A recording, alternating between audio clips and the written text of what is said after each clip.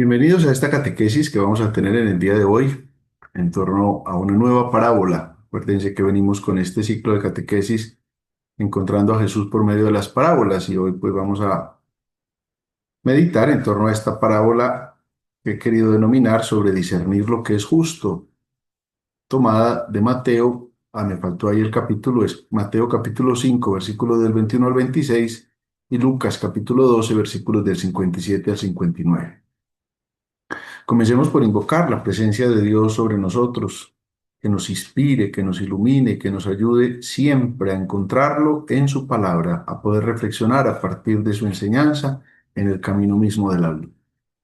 En el nombre del Padre, del Hijo y del Espíritu Santo. Amén. Ven, Espíritu Divino, manda tu luz desde el cielo. Padre amoroso del pobre, donen tus dones espléndidos, luz que penetra las almas, fuente del mayor consuelo. Ven, dulce huésped del alma, descanso de nuestro esfuerzo. Tregua en el duro trabajo, brisa en las horas de fuego. Gozo que enjuga las lágrimas y reconforta en los duelos. Entra hasta el fondo del alma, divina luz y enriquecenos. Mira el vacío del hombre si tú le faltas por dentro. Mira el poder del pecado cuando no envías tu aliento. Riega la tierra en sequía, sana el corazón enfermo, lava las manchas. Infunde calor de vida en el hielo, doma el espíritu indómito, guía al que tuerce el sendero. Reparte tus 7 dones según la fe de tus siervos. Por tu bondad y tu gracia, dale al esfuerzo su mérito. Salva al que busca salvarse y danos tu gozo eterno. Amén. Comencemos por mirar aquí en comparativo estos dos textos, comenzando por el de Mateo, capítulo 5, versículos del 21 al 26. Habéis oído que se dijo a los antepasados, no matarás, y aquel que mate será reo ante el tribunal. Pues yo os digo, todo aquel que se encolerice contra su hermano será reo ante el tribunal, pero el que llame a su hermano imbécil será reo ante el Sanedrín, y el que le llame renegado será reo de la gehenna de fuego. Si pues al presentar tu ofrenda en el altar te acuerdas entonces de que un hermano tuyo tiene algo contra ti, deja tu ofrenda allí, delante del altar, y vete primero a reconciliarte con tu hermano, luego vuelves y presentas ofrenda. Ponte enseguida a buenas con tu adversario mientras vas con él por el camino. No sea que tu adversario te entregue al juez y el juez al guardia y te metan en la cárcel. Yo te aseguro, no saldrás de allí hasta que no hayas pagado el último céntimo. Aquí el Evangelio de Mateo, que se ubica dentro del Sermón de la Montaña, que ocupa los capítulos 5, 6 y 7 de Mateo. Lucas no nos hace ese preámbulo que nos hace Mateo, como lo podemos ver, sino que Lucas empieza con una pregunta que está en el versículo 57. ¿Por qué no juzgáis por vosotros mismos lo que es justo? Cuando vayas con tu adversario al magistrado, procura en el camino arreglarte con él. No sea que te arrastre ante el juez y el juez te entregue al alguacil y el alguacil te meta en la cárcel. Te digo que no saldrás de allí hasta que no hayas pagado el último céntimo.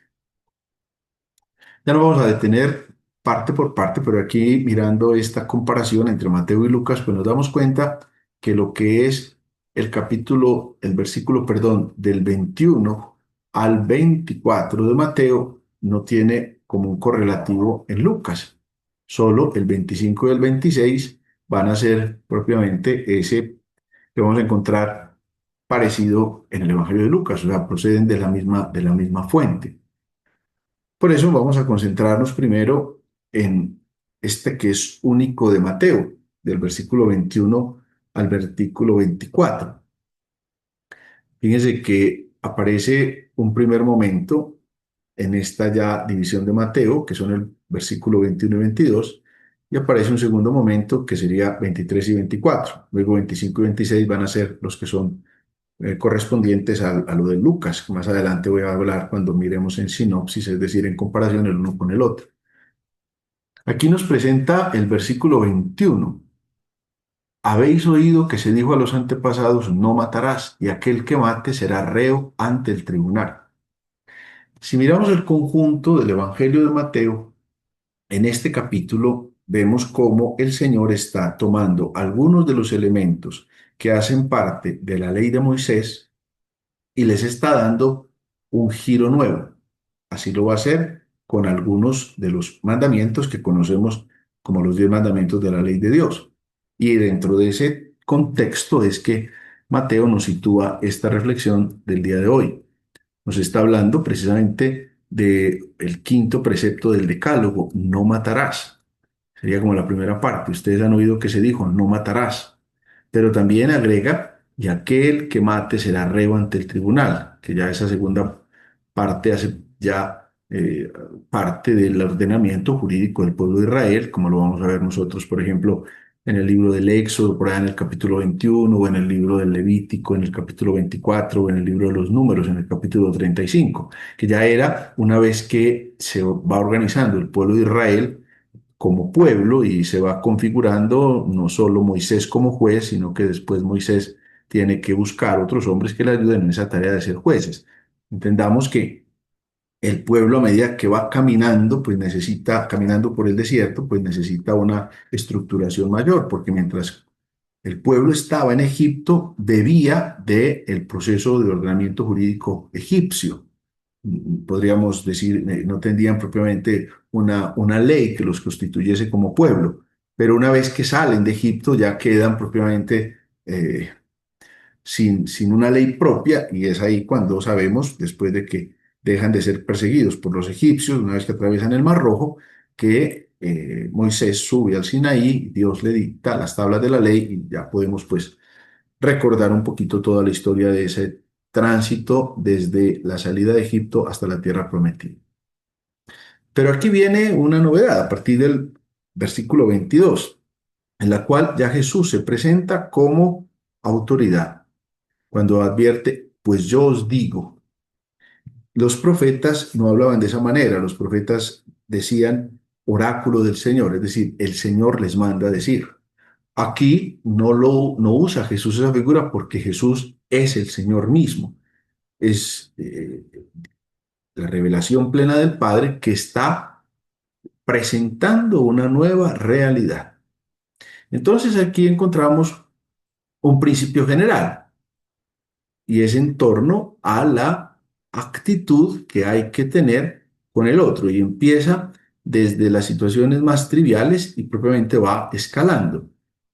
El caso que pone es: todo aquel que se encolerice contra su hermano será reo ante el tribunal, pero el que llame a su hermano imbécil será reo ante el Sanedrín, y el que le llame renegado será reo de la hiena de fuego. O sea, como que lo va, digámoslo así, lo va escalonando con estas tres realidades que él va presentando.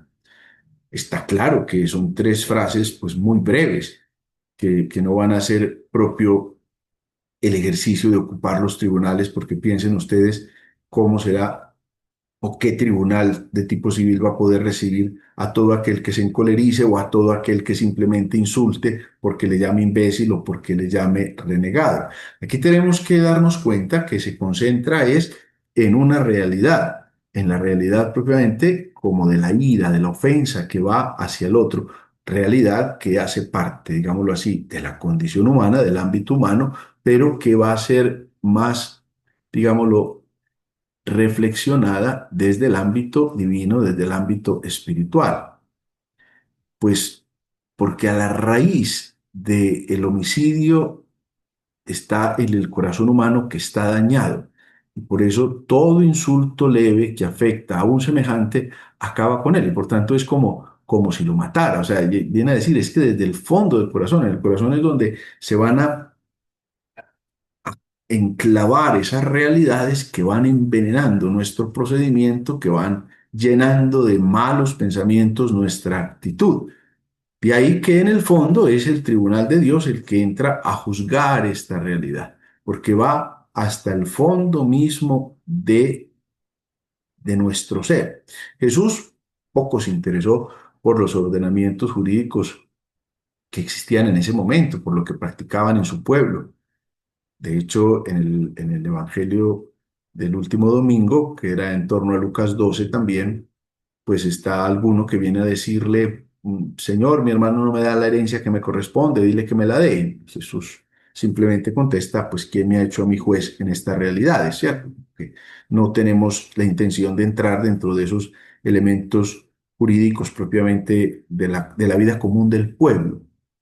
¿Por qué? Porque la preocupación de Jesús era reunir a su pueblo, pero en la dimensión del más allá, es decir, eso se va a llamar en la dimensión escatológica, en la búsqueda de la plenitud del reino de Dios. Es anunciando la voluntad divina correspondiente al reino. Por eso aborda el tema de la ira. Y ahí en el tema de la ira nosotros encontramos, pues a lo largo de la reflexión histórica o filosófica por una parte o teológica por otra, encontramos diferentes dimensiones. Por ejemplo, si vamos a pensar un poquito en la filosofía de Aristóteles, que era diferente a los de estoicos, que eran más, como más pasionales y más estrictos en su observancia, pues Aristóteles mismo hablaba de una especie de ira injusta y de ira con causa justa, mostrando cómo la una era justificada y la otra no era justificada. Aquí nos podemos quedar como en esas disquisiciones hermenéuticas o filosóficas en torno al tema de la ira, sino que tenemos que ir como más al fondo. Es lo que pasa en el corazón del hombre, porque si no podríamos darnos cuenta que se distingue entre la ira contra el pecado y la ira contra el pecador y cómo la ira contra el pecado es permitida, pero la ira contra el pecador no. Es decir, nos quedamos elucubrando en argumentos que no es el caso de ponernos a considerar en este momento. Aquí hay una realidad y es la realidad de lo que pasa en el corazón del hombre, cómo puede dañar la relación con el otro. Por eso la importancia que va a presentar Mateo, la importancia de que en la comunidad se pueda vivir siempre un ambiente sano en torno a la obediencia a la voluntad del Padre, que me llama precisamente a sanar el corazón y a no dejar que en el corazón se enclave, digámoslo así, la ira o el maltrato o el odio frente al otro.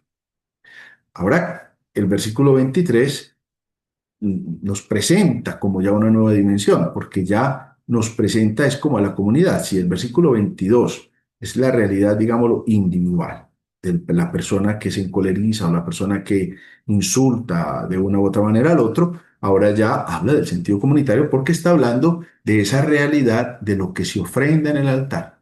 Fíjense ustedes, de, de hablar en sentido positivo de la reconciliación. ¿Por qué? Porque la reconciliación es el amor a los hermanos. Las ofrendas de los pecadores ya en varios pasajes del Antiguo Testamento manifestaban que eso causaba horror a Dios. ¿Por qué? Porque no se ejercitaba la misericordia cuando se estaba odiando al otro, cuando se estaba odiando al hermano, al margen de que el motivo por el cual nos encolericemos con el hermano sea un motivo con razón o sin ella. Jesús está mostrando esa conexión que tiene que existir en relación al prójimo y a lo que se ofrenda, es decir, a la acción de gracias. Y ahí es donde hay una dimensión nueva, tanto que lo presenta de una manera categórica. Deja tu ofrenda allí delante del altar. Vete y te reconcilias con tu hermano y luego vuelves y presentas tu ofrenda. Por eso vemos que el versículo 24 es un versículo que tiene tres movimientos, ¿no? Dejar la ofrenda, ir a reconciliarse con el hermano y luego volver a presentar la ofrenda precisamente a Dios. Eso varios santos lo han presentado como la necesidad de tener esa coherencia entre lo interior y lo exterior y cómo se está reflejando en la vida de nosotros esa actitud de poder tener esa conexión con el Señor. Bueno, pero esa es toda la introducción que hace Mateo para llegar a la parábola en la cual ya vamos a poder encontrar esta conexión con el evangelista Lucas. Fíjense que solo el versículo 25 de Mateo que va a conectarse con el versículo 58 de Lucas. Pero me parece importante, pues ese versículo 57, porque es el que le da conexión a Lucas. ¿Por qué no juzgáis por vosotros mismos lo que es justo? Y para eso va a presentar esta breve parábola, que como sabemos, pues va a tener dos versículos, tanto en Mateo como en Lucas. Había que enmarcarlo para que nosotros no nos quedáramos como divagando sin entender esta realidad. Démonos cuenta pues que Mateo sitúa este contexto, esta parábola lo sitúa en el Sermón de la Montaña. Y en ese sermón, pues está tratando de encauzar el modo de ser y de actuar del pueblo de Israel. Todo el capítulo 5, 6 y 7, que es el sermón que Mateo dirige a todo ese pueblo de Israel que lo está escuchando. Y en ese contexto, pues trae precisamente esta parábola. Aquí Lucas está dando una enseñanza también de tipo moral y de tipo práctico, es como más bien una exhortación más que un discurso ético. ¿Por qué no vienen ustedes mismos pues a discernir lo que es justo? Por qué no aprovechan lo que Dios les ha dado para que entren a juzgar lo que tienen que hacer, considerando la realidad del pueblo griego? Porque sabemos que Mateo escribe para los judíos, pero Lucas escribe para los griegos. Y ahí que Lucas va a escribir lo que pasa en un pleito ante un juez pagano. Aquí lo muestra de una manera clara. Mire, esto es lo que está pasando. Los que están escuchando entienden precisamente a lo que se está refiriendo él. Miramos el 25 de Mateo y comparémoslo con el 58 de Lucas y nos damos cuenta que tienen muchas cosas parecidas y otras en las que difieren. Mateo dice, ponte enseguida a buenas con tu adversario mientras vas con él por el camino. No sea que tu adversario te entregue al juez y el juez al guardia y te metan en la cárcel. En cambio, Lucas dice, cuando vayas con tu adversario al magistrado, procura en el camino arreglarte con él, no sea que te arrastre ante el juez y el juez te entregue al alguacil y el alguacil te meta en la cárcel. Démonos cuenta que en ambos casos nos sitúa en un camino, ¿sí? Cuando vamos en el camino hacia ese que va a ser el que nos va a juzgar. Aquí se trata fundamentalmente del tema de la reconciliación con el adversario, pero reconciliación que va a tener como trasfondo un proceso judicial. Démonos cuenta que hay un trasfondo importante ahí porque permite entrever que de todo ese trámite procesal que se va a seguir ante un tribunal, pues se va a llegar a un juicio que va a terminar en cierta medida en la cárcel. Para una persona, concretamente para un deudor que tiene un proceso, digámoslo, judicial, es un buen consejo que esté intentando arreglar las cosas de la mejor manera antes de ser puesto en prisión. También él puede ser interesado en eso, porque podría preguntarse, bueno, si mi familia o mis amigos van a pagar o no van a pagar por mí. Aquí hay que tener en cuenta también una cosa particular, y es que la prisión por la deuda es algo que es desconocido por el derecho judío en ese momento, pero era conocido por el derecho romano y por el derecho griego. O sea que lo que Lucas está planteando, se los está planteando de modo concreto a esos griegos que le están escuchando, pero además, Mateo, ¿por qué está trayendo esta situación? Sabiendo que no era parte del pueblo judío, porque está haciendo referencia a cómo terminaría presentándose ante un juez pagano, es decir, ante uno que no tiene nada que ver con esa realidad del pueblo elegido, del pueblo de Israel. El tema entonces es la reconciliación con el adversario. ¿Por qué? Porque el adversario debe transformarse en un hermano. De ahí que en lugar de la ira, que lo acabamos de mencionar en los primeros versículos de Mateo, lo que busca es la reconciliación y el amor. El camino que están recorriendo estos personajes de la parábola es lo que le brinda a la persona la oportunidad de hacer un discernimiento ante el juicio final y definitivo, que si miramos de modo escatológico, de modo final, pues será el encuentro ante Dios nuestro Señor, en el juicio final de la historia, cuando ya simplemente habremos terminado todas las faenas. Por eso estamos en el camino y en el camino vas avanzando y que el camino es la vida misma y como en este camino estás invitado a no dejarte endurecer por el odio, por la adversidad o por la deuda que puedas tener con una persona, sino que estás invitado al amor. Aquí no tenemos que estar pensando en el infierno o en el cielo, sino estamos pensando en cómo el ejercicio mismo de la vida tiene que ser un ejercicio permanente de discernimiento, en el cual cada uno tiene que procurar de la mejor manera, disponer su alma, disponer su ser al encuentro total y definitivo, a la reconciliación con el hermano, a encontrar en el hermano lo que es esencial. Nosotros vemos particularmente en Lucas, pues, que la invitación es clara. ¿Por qué no juzgan ustedes mismos lo que es justo? ¿Por qué no se concentran ustedes mismos en lo que es justo?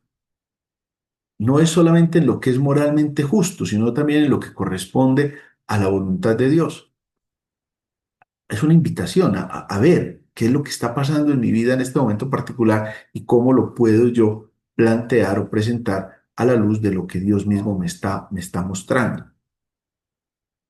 Es una invitación entonces no solo a una persona, es una invitación a la comunidad creyente. Ustedes están en camino.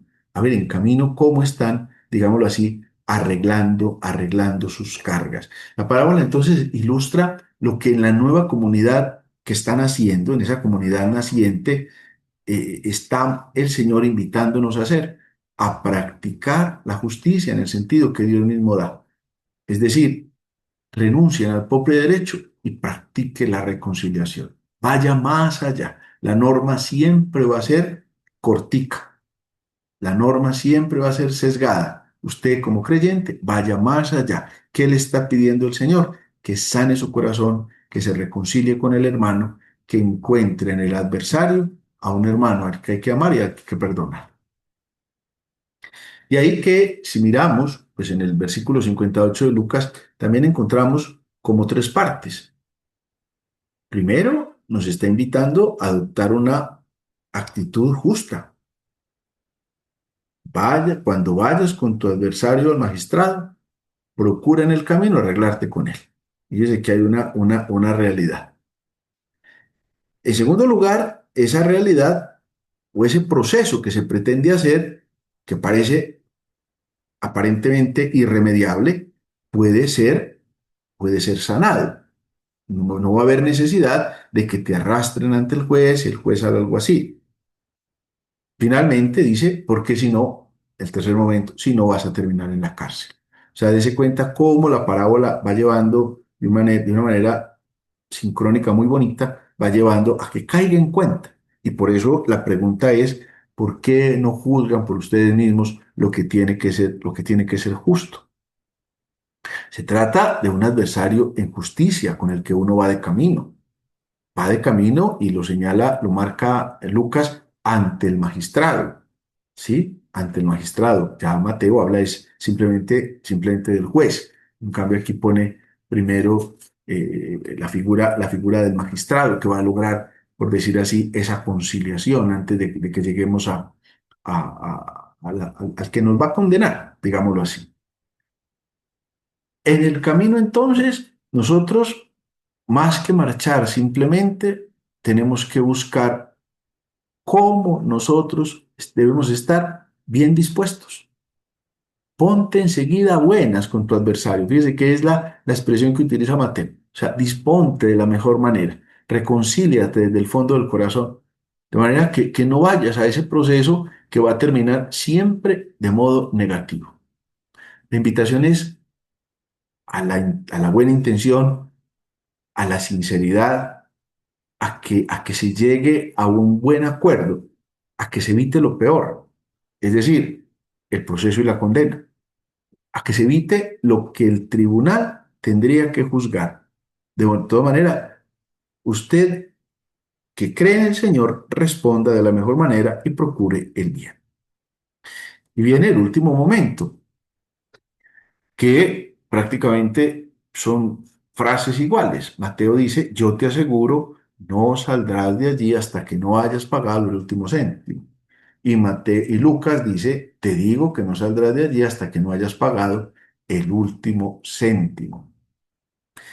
Aquí nos está hablando de lo que tiene que ser la verdadera sabiduría, que consiste propiamente en evitar la justicia de este mundo y la justicia de los demás para determinar por sí mismo lo que es justo, conforme a lo que el Evangelio enseña, conforme a lo que la gracia del Espíritu Santo por medio de la Iglesia nos va invitando a la exhortación.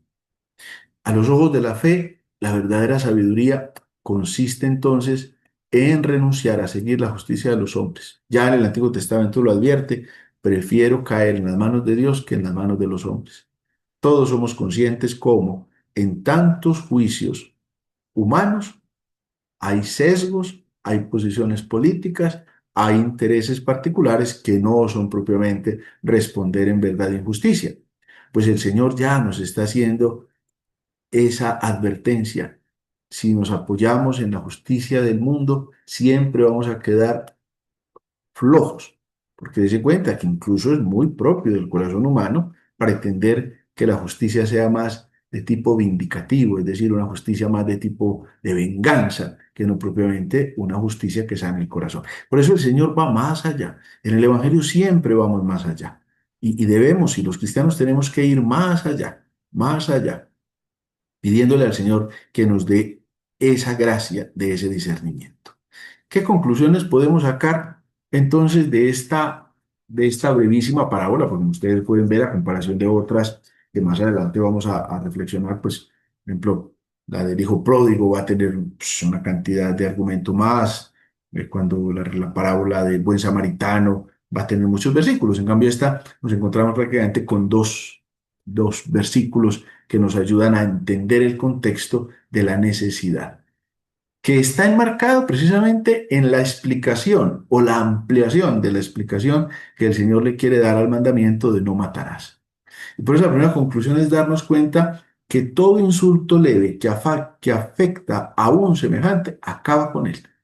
Eso lo presenta Lucas de una manera muy clara. ¿Por qué? Porque se está llenando el corazón de ira y con las palabras y las actitudes puede dañar al otro. De hecho, hay palabras hirientes que nunca se vuelven atrás y personas que se quedan con una palabra hiriente que le dijo a alguien que amaba o alguien que era cercano así, porque una vez hace tantos años me dijo esto. Fíjese cómo lo lleva uno incluso a la muerte de la propia paz, a la muerte de la propia alegría.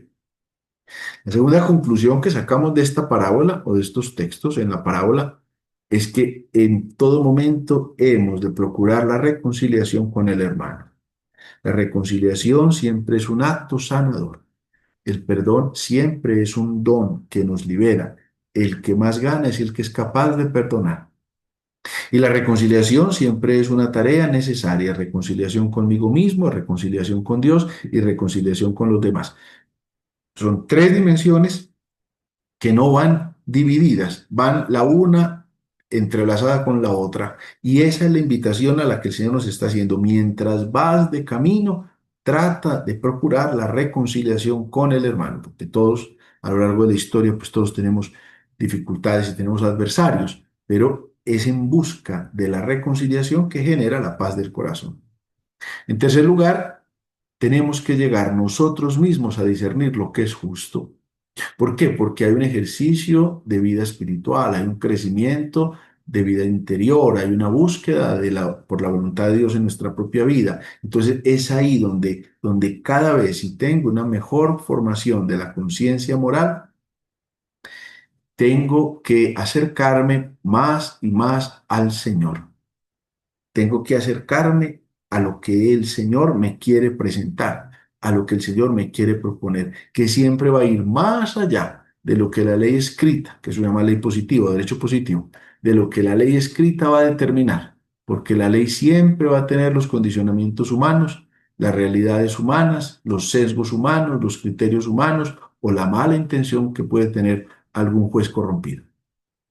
De ahí que en todo momento hemos de procurar la reconciliación con el adversario.